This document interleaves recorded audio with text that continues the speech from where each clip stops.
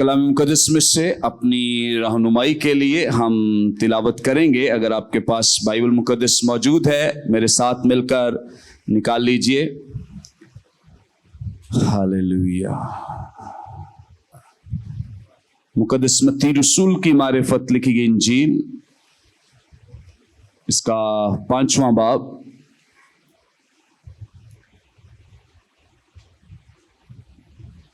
इसकी 13वीं आयत बाइबल मुक़द्दस में से अपनी रहनुमाई के लिए हम तिलावत करेंगे। अगर आपके पास खुदा का कलाम मौजूद है तो ज़रूर मेरे साथ मिलकर निकालिए। मुक़द्दस मत्ती रसूल की मारिफत लिखी गई इंजील, इसका 5वां बाब और इसकी 13वीं आयत। 12वीं आयत तक हमने लास्ट टाइम सीखा था। आज हम 13वीं आयत, एक ही आयत पर खुदा उनके ज़िंदगी बख्श पाक कलाम को सीखेंगे। लिखा है, तुम जमीन के नमक हो, लेकिन अगर नमक का मजा जाता रहे तो वो किस चीज से नमकीन किया जाएगा? फिर वो किसी काम का नहीं, सिवाय इसके के बाहर फेंका जाए और आदमियों के पांव के नीचे रौंदा जाए। कलाम मुक़द्दस के पढ़े सुने जाने पे खुदावंद की बरकत हो। आमीन आमीन। Praise God. पहाड़ी आवाज में मुबारकबादियों के फौरन बाद जो आयत लिखी गई है, वो लिखा गया है कि तुम जमीन के क्या हो? नमक हो। तुम जमीन के नमक हो। यह हिस्सा जो है बड़ा अहम हिस्सा है, इंतहाई बाबरकत। जैसे हमने मुबारकबादियों को बारी बारी सीखा है, फिर उसके फौरी बाद हमें यहाँ पे मिलता है कि खुदावंद यीशु मसीह जो हैं वो कह रहे हैं कि तुम जमीन का, मैंने पहले बयान किया कि ये जो तरतीब मुबारकबादियों के साथ बनाई गई है, बड़ी जबरदस्त तरतीब है। आप इनको आगे पीछे नहीं कर सकते हैं।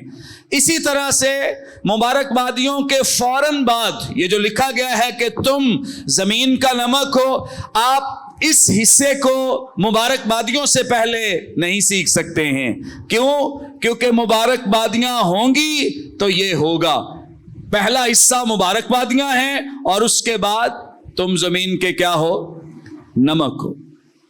पहाड़ी वाज यूं तो तमाम खुदावंद यीशु मसीह के सामने जो लोग मौजूद हैं, इनमें उनके डिसाइपल्स, शागिर्द, और इसके अलावा फकी, फरीसी, शरा के आलिम और बहुत सारे यहूदी, और पॉसिबिलिटी है कि गैर अक़वाम के लोग भी यहां मौजूद हों। लेकिन ये स्पेसिफिक हिस्सा याद रखें कि ये सिर्फ ईमानदारों के लिए बयान किया गया है। किन के लिए बयान किया गया है? ईमानदारों के लिए बयान किया गया है। और यहां इस हिस्से में ग्रामर की कुछ रमूज इस्तेमाल हुई हैं। मैं चाहता हूं कि साथ साथ इस पर भी हम गौर करें, सीखें, ताकि यह हिस्सा हमारे लिए और बाबरकत हो और जो कुछ इसके अंदर मौजूद है उसको हम निकाल सकें। यह सीगा जो यहां पे इस्तेमाल किया गया है कि तुम, कई दफा वाहिद के लिए भी इस्तेमाल किया जाता है और जमा के लिए भी इस्तेमाल किया जाता है। जैसे यू है, इसको आप जमा के लिए भी और वाहिद के लिए भी इस्तेमाल कर सकते हैं। यूनानी मतन में भी ऐसा ही है। जो यूनानी लफ्ज इसके लिए इस्तेमाल किया गया है, इसका मतलब वाहिद भी है और जमा भी है। मैंने बहुत दफा इस बात का जिक्र किया है कि यूनानी में जो लफ्ज हैं वो कॉन्टेक्स्ट के साथ मतलब देते हैं। किसके साथ? कॉन्टेक्स्ट के साथ मतलब देते हैं। कॉन्टेक्स्ट क्या चल रहा है, इसके पीछे पस मंजर क्या चल रहा है, बैकग्राउंड में हो क्या रहा है, उसके एतबार से यूनानी लफ्ज अपने मानी अदा करते हैं। यहां पे चूंकि खुदावंद यीशु मसीह के डिसाइपल्स, शागिर्द मौजूद हैं, तो इसका मतलब यह है कि ये वाहिद के तौर पे नहीं बल्कि जमा के तौर पे है। ये सिंगल किसी एक शख्स के लिए नहीं है, बल्कि ये हिस्सा जो है ये तमाम कलीसिया ईमानदारों के लिए है। लेकिन इसमें एक और जो फेल इस्तेमाल किया गया है यूनानी मतन में, एस्टे लफ्ज इस्तेमाल हुआ है, इससे मुराद ये है इस सीगे से कि ये सीगा जो है ये यू को भी स्पेसिफिक करता है। मतलब जो तुम लिखा गया है या आप कह सकते हैं, तो इसको भी और स्पेसिफाई करके बयान किया गया है कि ये पूरे हुजूम के लिए नहीं है, ये पूरे हजूम के लिए नहीं है, ये सारे क्राउड के लिए नहीं है, ये आम दुनिया के लिए नहीं है। ये पैसेज जो मैं बयान कर रहा हूं, यू तुम, तो ये जो तुम है ये वो लोग हैं जिनकी निस्बत खुदावंद यीशु मसीह से जुड़ी हुई है। आमीन। ये जो एस्टे फेल इस्तेमाल किया गया है ये हमेशा निस्बत को जाहिर करता है, बीइंग को जाहिर करता है कि किसके साथ हम जुड़े हुए हैं। सो खुदावंद यीशु मसीह स्पेसिफिकली मखसूस हिस्से से कलाम कर रहे हैं। हजूम तो बहुत बड़ा है, क्राउड तो बहुत बड़ा है, जिसमें मैंने अभी जिक्र किया बहुत सारे लोग मौजूद हैं, लेकिन उनमें से खास तौर पे नमक किनको कहा गया है? ईमानदारों को। किनको कहा गया है? ईमानदारों को, डिसाइपल्स को, शागिर्दों को कहा गया है। आम लोग नमक नहीं हो सकते हैं। सारी दुनिया को खुदावंद यीशु मसीह ने नमक नहीं कहा है। गैर अक़वाम के लोग या जो मसीहियत के हल्के से बाहर हैं उनको नमक नहीं कहा गया है। नमक सिर्फ मसीही हैं और उनको ही कहा गया है। आमीन। अब इसकी ग्रामर भी बड़ी जबरदस्त है और इसका स्ट्रक्चर भी बड़ा जबरदस्त है। जो भी हम मुबारकबादियों के आगाज इस स्ट्रक्चर पे गौर करते आ रहे हैं, यहां भी स्ट्रक्चर पर या इसका जो ढांचा है और जो तरतीब है इसको समझना जानना भी बहुत जरूरी है। पहले हिस्से में हमने सीखा खुदावंद यीशु मसीह ने यहां पर उन मुबारकबादियों का तस्करा किया है जिन्हें हम ईमानदारों के कैरेक्टरिस्टिक्स कहते हैं या ईमानदारों की क्वालिटीज या खूबियां कहते हैं।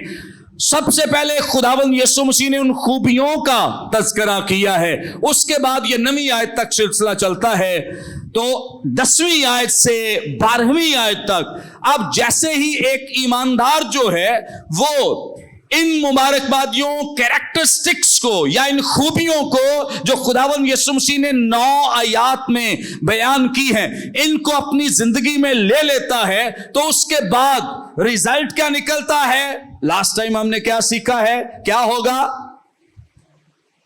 लोग तुम्हें क्या करेंगे? सताएंगे। लोग तुम्हें क्या करेंगे? सताएंगे। जब कैरेक्टरिस्टिक्स, जब मुबारकबादियां तुम्हारी जिंदगी में आएंगी और जब ये खूबियां, ये क्वालिटीज तुम्हारी जिंदगी में काम करेंगी। क्या क्या खूबियां हैं? पहले जो 3री आयत से शुरू होता है, मुबारक है वो जो दिल के गरीब है, मुबारक है वो जो गमगीन है, मुबारक है वो जो हलीम है, मुबारक है वो जो रास्तबाजी के भूखे और प्यासे हैं, मुबारक है वो जो रहम दिल हैं, मुबारक है वो जो पाक दिल हैं, मुबारक है वो जो सुलह कराते। सो 7 कैरेक्टरिस्टिक्स खुदावंद यीशु मसीह ने बयान किए हैं कि ये ईमानदार की जिंदगी की क्वालिटीज हैं। इनसे पता चलता है कि कोई ईमानदार है या नहीं है। जब ये 7 चीजें ईमानदार के अंदर मौजूद होंगी तो वो क्या होगा? ईमानदार होगा। और जब ये कैरेक्टरिस्टिक्स या खूबियां, क्वालिटीज एक ईमानदार के अंदर होंगी तो उसके बाद रिएक्ट क्या होगा? जब आप इस तरह की जिंदगी गुजारेंगे तो 10वीं आयत में क्या लिखा है? मुबारक है वो जो रास्तबाजी के सबब से, जब ये 7 चीजें होंगी, रास्तबाजी होगी, तो तुम क्या किए जाओगे? सताए जाओगे। तुम क्या किए जाओगे? सताए जाओगे। लेकिन फिर भी खुदावंद यीशु मसीह कहते हैं कि जब इन खूबियों की वजह से सताए जाओगे तो तुम्हारा सताया जाना भी क्या होगा? मुबारक होगा। हालेलुया। तुम्हारा सताया जाना क्या होगा?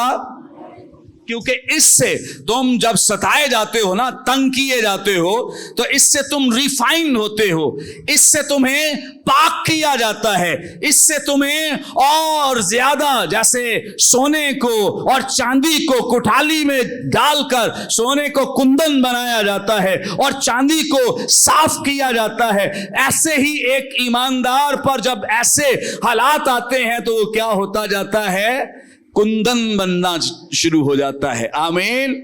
क्या बनना शुरू हो जाता है? कुंदन बनना शुरू हो जाता है। Praise God, hallelujah.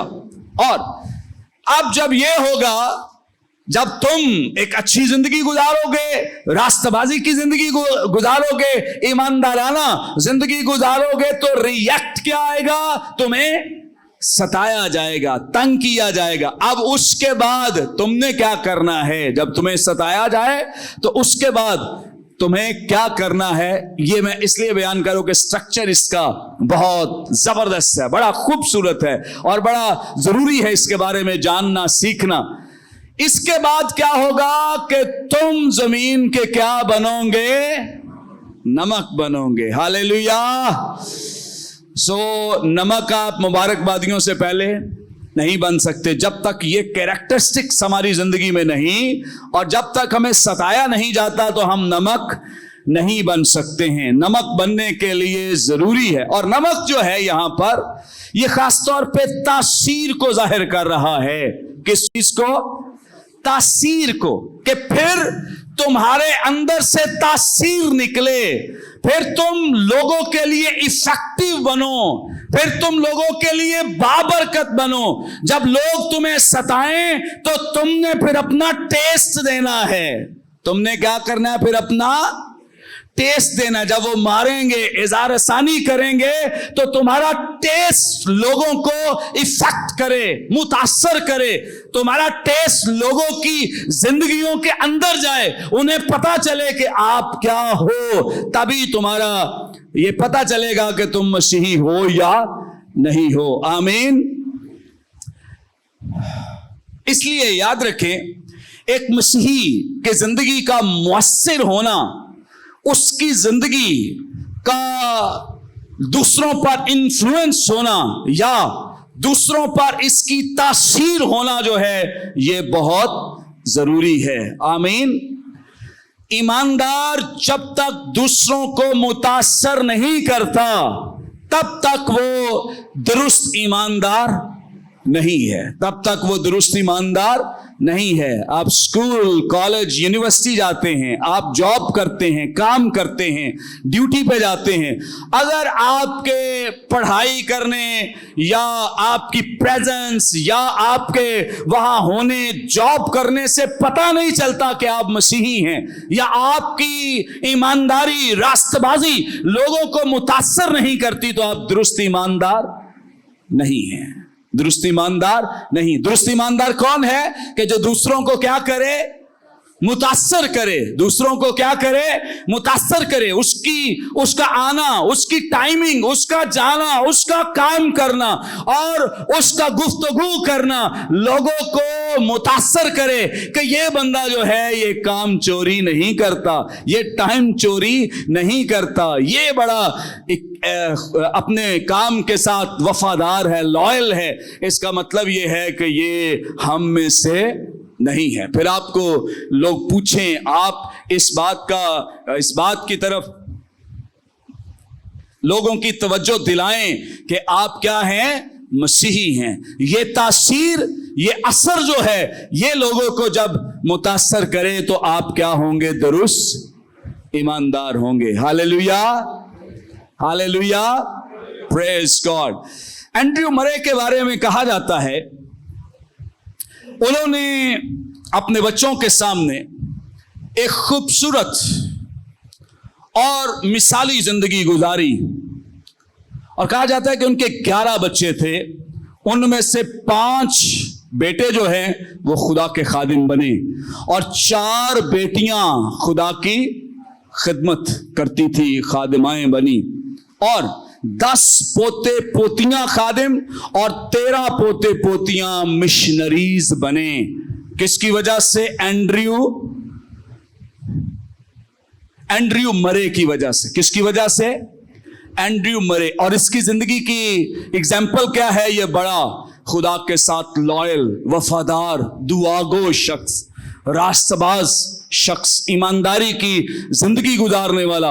इतना इसने अपने किरदार, अपने कैरेक्टर, अपनी जिंदगी से अपने खानदान को मुतासर किया कि इसके सारे बच्चे, मोस्टली बच्चे, खुदा की खिदमत करने पर लग गए। आमीन। इसकी जिंदगी में नमक मौजूद है, तासीर, जिसने लोगों को इंप्रेस किया, मुतासर किया। एक दफा अमेरिकन प्रेसिडेंट, सदर जो वुड्रो विल्सन है, वो कहते हैं वो एक दफा किसी हुजाम की बार्बर की दुकान पर थे, कटिंग कराने के लिए मौजूद थे। कहते हैं वहां एक शख्स था, उसकी गुफ्तगू ने इतना मुझे मुतासर किया, इतना मुझे मुतासर किया कि मेरी जिंदगी बदल कर रह गई। इतना मुतासर किया। बाद में पता चला उस शख्स का कि वो शख्स कौन है? वो डीएल मूडी था। कौन था? डीएल मूडी था, जो बड़ा खुदावंद का जबरदस्त सूरमा खादिम था।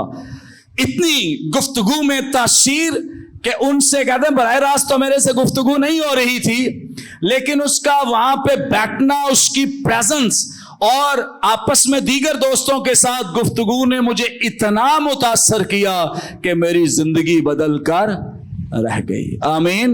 यह है ईमानदारों की तासीर, ईमानदारों की तासीर। और अगर किसी की प्रेजेंस की वजह से ईमानदार जो हैं या आम लोग जो हैं उनको तकलीफ होती है, तो ईमानदारों को अपनी जिंदगी तब्दील करने की जरूरत है, अपनी गुफ्तगू बदलने की जरूरत है। अगर हमारी जिंदगी से, हमारी गुफ्तगू से, हमारी बातचीत से, हमारी प्रेजेंस से किसी को कोई धचका लगता है, तकलीफ होती है, तो हमें अपनी जिंदगी पर गौर करने की जरूरत है। आमीन। चर्च में हम इसीलिए आते हैं ताकि हम कोई परफेक्ट नहीं है, ना मैं परफेक्ट हूं, ना आप परफेक्ट हैं। हम इसलिए आते हैं, जैसे मुकद्दस पौलुस बयान करते हैं कि तजुर्बे से मालूम करो कि खुदा को क्या पसंद है। तजुर्बे से मालूम करो कि खुदा को क्या पसंद है। ये तजुर्बा क्या है कि हम खुदा का कलाम सीखते हैं, तो खुदा का कलाम जो है ये हमें रोज बरोज तब्दील करता है, रोज बरोज हमें नया बनाता है। कोई जब हम कलाम सीखते हैं तो कोई ये ना कहे जी मुझे लगा के सुनाया है, मुझे सुनाया है। आपको शायद बाद में लगता है, लेकिन पहले सबसे मुझे लगता है जब मैं सीख रहा होता हूं। आमीन। सबसे पहले किसे लगता है? पास्टर साहब को लगता है। मैं फिर भी दिलेरी से सुनाता हूं कि चलो अच्छी बात है। कल के परसों मैंने जुमेरात मीटिंग में इधर बरकत टीवी पे कलाम सुनाया जहेज के ताल्लुक से, कि लड़के जो हैं वो जहेज ना लिया करें। ये काम जहेज बनाने का काम किसका है? किसका काम है? लड़के का काम है कि लड़का जहेज बनाए। किसका काम है? लड़के का काम है। ये अभी मैंने अपलोड की है वीडियो, मेरे यूट्यूब पे भी है, फेसबुक पे भी डाली है, सो आप जरूर उसे सुने। तो ये काम लड़के का है। तो मुझे कल किसी ने पूछा कि जब आपकी सिस्टर की शादी हुई थी तो आपने क्या किया था? मैं कहा हमने तो जहेज दिया था। कहते आपने ऐसे किया था लोगों को क्यों? मैं कहा तब मुझे समझ नहीं थी इस बात की, मैंने इस बात को नहीं सीखा था। लेकिन जैसे जैसे हम रोज बरोज कलाम सीखते हैं तो कलाम हमारी काट छांट करता है, कलाम हमें सिखाता है। गुज़श्ता जो कोताहियां हो चुकी हैं, हम इसलिए कलाम सीखते हैं कि अब जब भी किसी चीज को हाईलाइट किया जाए तो उसे अपनी जिंदगी में से क्या करें? दूर करें। आमीन। अब मैंने ये बात सीखी है तो सबसे पहले तो मुझे ही लगती है, तो मैं उससे कहता हूं कि अच्छा गुज़श्ता तो मेरी जिंदगी में ये कमी थी, लेकिन आइंदा मैं जरूर इस पे खुदा के कलाम पर अमल पैरा हूंगा। आमीन। कभी भी जितने भी चर्च मेंबर्स हैं, आपसे मुझे बड़ी अकीदत है, मोहब्बत है, प्यार है, और मैं किसी एक को भी नहीं चाहता कि वो मैं उसे खो दूं या जाया करूं। किसी को लगे ना कि ये कलाम मुझे लगा है, तो सबसे पहले कहे कि ये किसको लगा है? किसको लगा है? पहले पादरी साहब को लगा, उसके बाद शायद मुझे लगा हो। सो सबसे पहले मेरी जिंदगी पे ये असर करता है, क्योंकि मैं आपसे पहले सीखता हूं, उसके बाद मैं सीख कर आप तक पहुंचाता हूं। सो सबसे आपको लगने से पहले कलाम किसे लगता है? मुझे लगता है। सो कभी भी इसकी वजह से हर्ट ना हुआ करें कि जी कलाम मुझे लगा के, अगर लगे ना फिर कलाम का मजा भी कोई नहीं है। क्या ख्याल है? कलाम लगे ही ना, कलाम असर ही ना करे तो वो कौन सा कलाम है? कलाम तो वो है जो हमारी जिंदगियों पर असर करे। मुकद्दस पतरस ने जब पहला वाज किया तो वहां पे लिखा है कि लोगों के दिलों पर क्या लगी? चोट लगी, यानी उन्हें कलाम लगा, उन्हें कलाम लगा, जिसकी वजह से उनकी जिंदगियां तब्दील हो गई। आमीन, प्रेज गॉड। सो अब याद रखें कि अगर मेरी गुफ्तगू या मेरा किसी के साथ बैठना उसको मुतासर नहीं करता, इसका मतलब है कि मैं बतौर नमक जिंदगी नहीं गुजार रहा हूं। और अगर मेरी गुफ्तगू से लोग मुतासर होते, जिंदगियां बदलती हैं, तो मैं दुरुस्त तरीके से खुदा के कलाम को रिप्रेजेंट करता और पेश करता हूं। आमीन। ओके। मुकद्दस पतरस अपने खत में बयान करते हैं, पहला पतरस 2 बाब और इसकी 9वीं आयत। अगर आपके पास बाइबल मुकद्दस है तो जरा निकाल ले मेरे साथ। मुकद्दस पतरस का पहला आम खत, इसका 2 बाब और इसकी 9वीं आयत।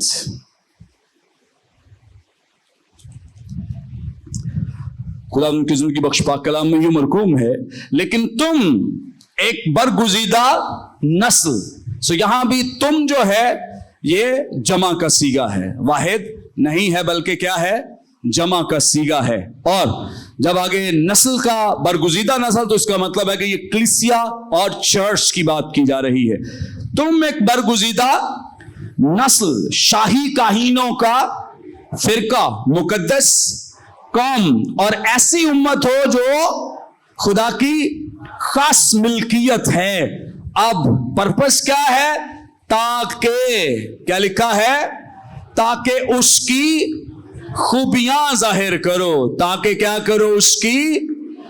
हमें जमीन पर इसलिए रखा गया है ताकि हम खुदा की खूबियों को लोगों के सामने जाहिर करें, लोग हम में से खुदा को देख सकें। जैसे खुदावंद यीशु मसीह ने जब जमीनी खिदमत में इस बात को, जब वो कहते हैं कि हमें बाप को मिला, दिखा हमें बाप, वो कहते हैं जिसने बेटे को देखा उसने बाप को देखा, क्योंकि बेटा रिप्रेजेंट करता है, पेश करता है, वो अपने बाप का नुमाइंदा है। इसी तरह बाप के बेटे के बाद अब जितने ईमानदार हैं जमीन पर, ये सब खुदा के नुमाइंदे हैं। ये सब क्या हैं? खुदा के नुमाइंदे हैं। ये सब के सब उसको रिप्रेजेंट करते हैं, पेश करते हैं। बाप कैसा है? ईमानदारों से नजर आएगा। बाप की तबीयत कैसी है? ईमानदारों से नजर आएगी। बाप का मिजाज कैसा है? ईमानदारों से नजर आएगा। इसलिए बहुत जरूरी है, ईमानदार जो हैं वो जमीन पर इसलिए रखे गए हैं कि वो खुदा की खूबियों को जाहिर करें, और ईमानदारों को इस बात को अंडरस्टैंड करने और समझने की जरूरत है, ताकि वो इस बात को लोगों के साथ शेयर कर सकें और उनके साथ एक अच्छी जिंदगी गुजार सकें। आमीन। अब ये जो 10वीं आयत से 12वीं आयत का हिस्सा है कि जब लोग हमारे साथ ये सलूक करेंगे तो हमने क्या करना है? उसके रिएक्शन में क्या करना है? हमने उसका रिएक्शन ये देना है कि हमने टेस्ट देना है। हमने क्या करना है? टेस्ट देना है। टेस्ट हम कैसे दे सकते हैं? जब लोग हमारे साथ गलत रवैये करेंगे तो हम उनके साथ रिएक्शन में ऐसा नहीं करेंगे। हम रिएक्ट नहीं करेंगे, रद्द अमल में उन्हें मारेंगे नहीं, रद्द अमल में उनके लिए बद्दुआएं नहीं करेंगे, रद्द अमल में उनके लिए कोई प्रोटेस्ट नहीं करेंगे, एहतजाज नहीं करेंगे। खुदावंद यीशु मसीह ने अपने सलीबी सफर में जब मसलूबियत में से वो गुजर रहे हैं, तो बड़ी जबरदस्त एग्जाम्पल खुदावंद यीशु मसीह ने सेट की है कि उन्होंने किसी चीज के लिए रिएक्ट नहीं किया है, रद्द अमल नहीं दिया है। वो मार रहे हैं, पिलातूस कह रहे हैं तेरे पे इतने इल्जाम, तू खामोश है, तू जवाब ही नहीं देता। तो खुदावंद यीशु मसीह फिर भी खामोश रहे। हालांकि जानते हैं ये सब झूठ बोल रहे हैं, गलत इल्जामात लगा रहे हैं, मजहबी भी गलत इल्जाम है, सियासी भी गलत इल्जाम है, लेकिन इसके बावजूद खुदावंद यीशु मसीह क्या रहे? खामोश रहे। टेस्ट दिया। टेस्ट क्या दिया? खुदावंद यीशु मसीह ने पहला कलमा क्या कहा?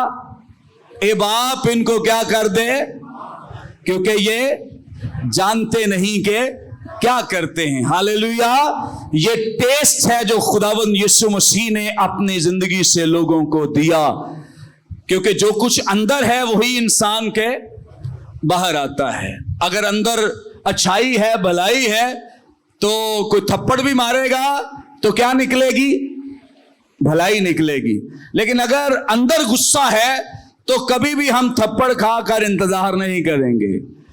अगर हम थप्पड़ ना मार सके तो गाली निकालेंगे, कोई गाली ना दे सके तो बद्दुआएं देगा। सो अंदर जो कुछ भरा है वही इंसान के बाहर आएगा। सो इसलिए बहुत जरूरी है, कलाम बयान करता है कि जब क्वालिटीज होंगी, कैरेक्टरिस्टिक्स होंगे, लोग तुम्हारे साथ इस तरह का रवैया करेंगे कि तुम्हें मारेंगे, अजियत देंगे, तुम्हें नुकसान पहुंचाएंगे, तुमने क्या करना है कि फिर अपना टेस्ट देना है। तुम हो क्या ये लोगों को बताना है, तुम्हारा बाप कैसा है ये लोगों को बताना है। इससे पता चलेगा कि तुम उसके शागिर्द हो जब तुम क्या करोगे? अपना टेस्ट दोगे। अब कलाम बयान करता है कि अगर नमक का मजा जाता रहे, मैं किसी नकाद से जो क्रिटिक्स हैं बाइबल मुकद्दस के, उनसे सुन रहा था, गैर कौम से उनका ताल्लुक है।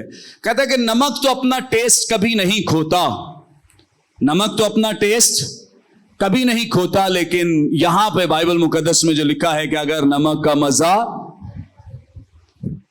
जाता रहे, ऐसा क्यों है? बाइबल मुकद्दस में क्यों ऐसा लिखा है कि अगर नमक का मजा जाता रहे तो वो किस चीज से नमकीन किया जाए? यीशु मसीह भी ये कह रहे हैं, यही बात कर रहे हैं। क्या कह रहे हैं? कि अगर मसीहों में से नमकीनी जाती रही, मसीहों में से टेस्ट खत्म हो गया, मसीहों में से तासीर खत्म हो गई, तो फिर दुनिया को तासीर कौन देगा? फिर दुनिया को कौन मुतासर करेगा? फिर दुनिया को कौन खुदा की खूबियां बयान करेगा? यीशु मसीह भी तो यही कह रहे हैं कि टेस्ट जाता नहीं है, लेकिन अगर मसीहों में से नमकीनी चली गई तो फिर दुनिया को कौन नमकीन करेगा या टेस्ट देगा? आमीन।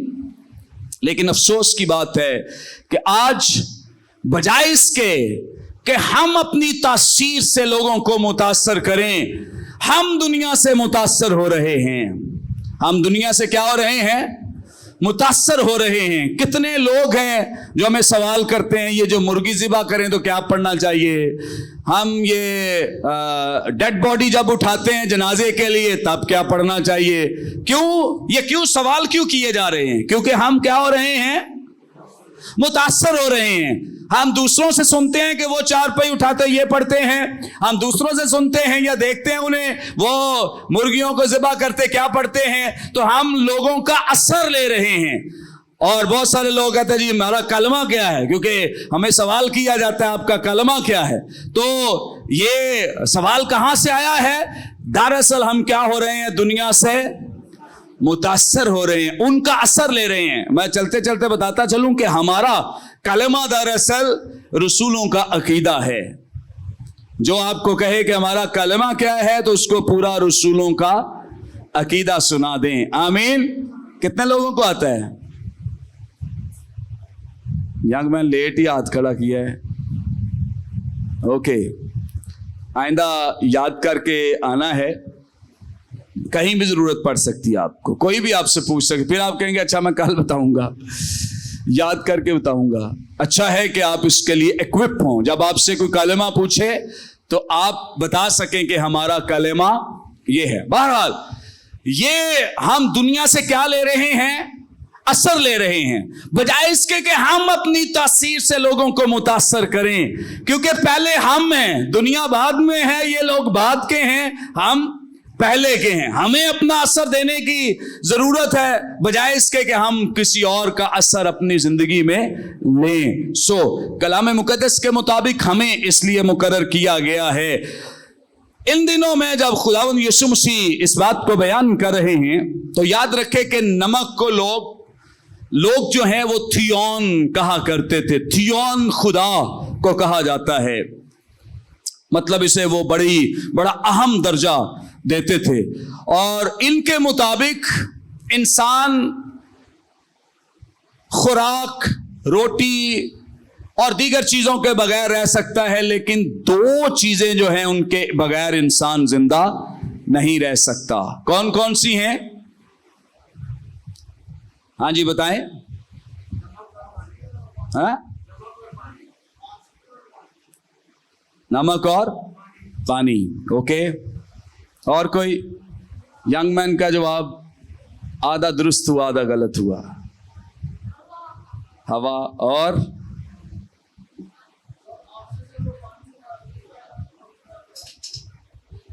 ओके,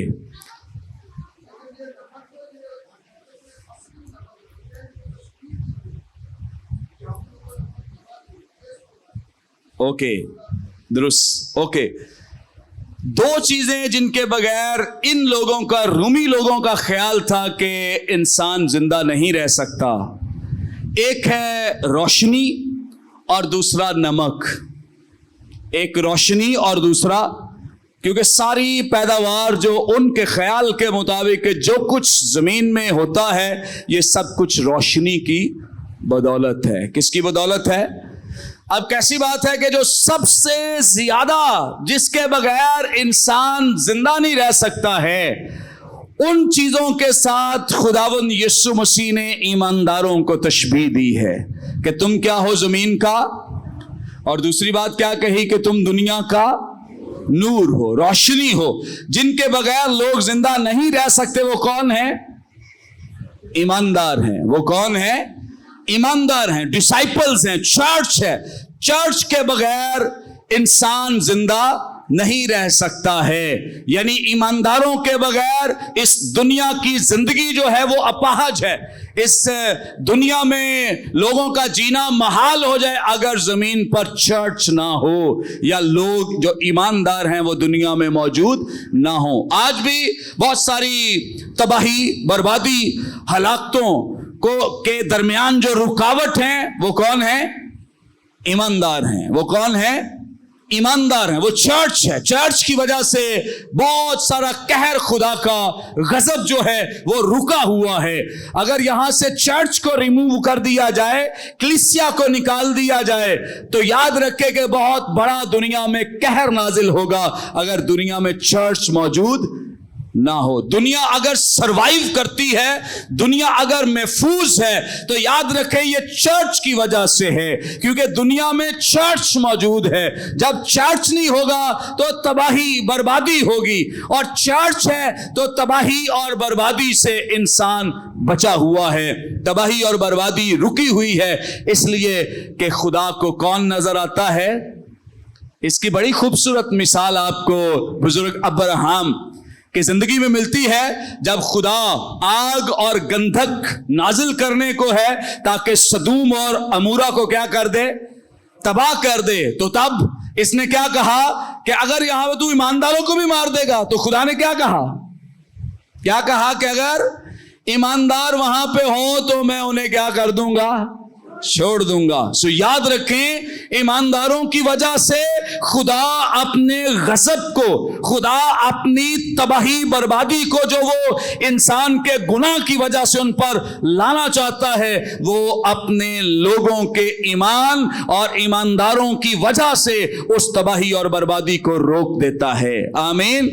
आज दुनिया में अगर इंसान जंगो जदल से बचा हुआ है, तबाही बर्बादी से, जो आलमगीर तबाही बर्बादी उससे बचा है, इसके पीछे वजह ईमानदार हैं, चर्च है, कलीसिया है, जिसकी वजह से लोग महफूज हैं। आमीन।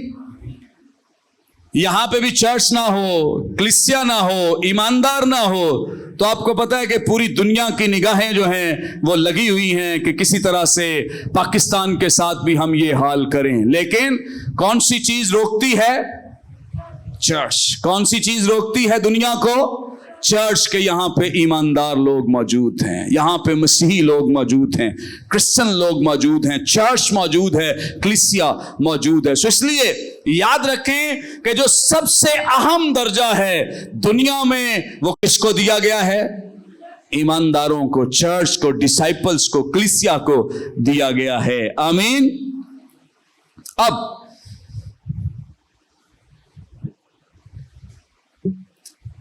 नमक दुनिया की, जैसे हम सीख रहे हैं, बड़ी गिरा कद्र चीज है और बड़ी अहम और जबरदस्त चीज है। यहां तक कि रूमी सिपाहियों जो बड़े दर्जे के थे, उनको जब सैलरीज दी जाती थी, छोटे तबके को तो मुख्तलिफ चीजों से सैलरी दी जाती थी, लेकिन जब बड़े तबके को सैलरी दी जाती थी तो किस सूरत में दी जाती थी? नमक। उन्हें क्या दिया जाता था? नमक दिया जाता था। क्या दिया जाता था? नमक दिया जाता था, क्योंकि बड़ा बेशकीमत है, बड़ा गिरा कद्र है और बड़ा इसके उस दौर में बड़ी कद्र कीमत थी, मंजिलत थी। इसलिए सैलरीज के बदले में पैसे, करेंसी नहीं और मुख्तलिफ और चीजें नहीं, और चीजें निचले तबके को, लेकिन जो बड़े तबके के ऑफिसर्स थे उनको हमेशा नमक की सूरत में नवाजा जाता था और ख्याल किया जाता था कि इससे जो इनकी जो हम सर्विसेज ले रहे हैं उसको हम अच्छे तरीके से अकोमोडेट कर सकते हैं या उसको रिप्लेस कर सकते हैं अगर हम इनको नमक की सूरत में नवाजेंगे। आमीन। कलाम मुक़द्दस का अभी आधा हिस्सा बाकी है, इसका बकिया हिस्सा आइंदा इतवार सीखेंगे। खुदावंद अपने कलाम के वसीले बरकत दे।